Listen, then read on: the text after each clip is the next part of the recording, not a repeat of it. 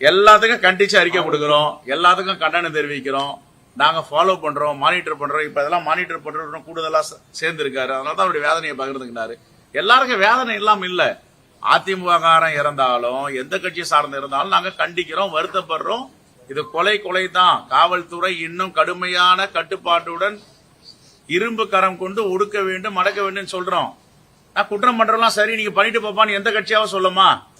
நாங்க போராடிட்டு இருக்கோம். இருங்க சார், நாங்க வளர்ந்து வந்ததே போராட்டத்தில் வளர்ந்து வந்திருக்கோம். எங்களை பார்த்து நீங்க கேட்கல, நீங்க போராடலன்னா என்ன அப்படி அநியாயமா இருக்காது? இது அநியாயமான கேள்வி. இது இப்ப காலையில தற்கொலை பண்ணிச்சு. முதல் நாங்க கண்டனம் தெரிவிச்சிருக்கோம். இது போன்ற நிலை ஏற்படக்கூடாது, வன்மையா கண்டிக்கிறோம் சொல்லியிருக்கோம். ட்வீட் போடுறோம், அறிக்கை கொடுக்குறோம், பேசுறோம், உங்ககிட்ட சொல்றோம், உங்க சார்பாக சொல்றேன், இதை வன்மையா கண்டிக்கிறேன். அது எந்த சாதி ஆகட்டும், எந்த சமூகமாகட்டும், எந்த மதமாகட்டும், சட்டத்தை ஒருத்தன் கையில் எடுக்கிறான்னா நீங்க இரும்பு கரம் கொண்டு அடக்கணும்னு தான் சொல்றோம். இல்லைன்னா மாற்று கருத்து இருக்கு. எந்த மனிதனுக்கும் ஒரு அநீதி நடக்குதா தட்டி கேட்க மாட்டானா அது எப்படி சரியா இருக்கும்? எல்லா மனிதனும் தட்டி கேட்டு தான் இருக்காங்க. நாங்க 140 ஆண்டுகால அரசியல் கட்சி, எல்லா விஷயத்திலும் நாங்க தலையிடுறோம். மக்கள் பிரச்சனைல உடனே போராட்டத்தில் இறங்குறோம்.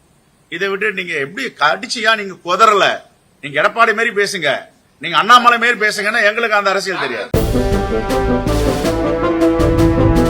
உண்மையின் பாதையில் தமிழ்நாடு காங்கிரஸ்.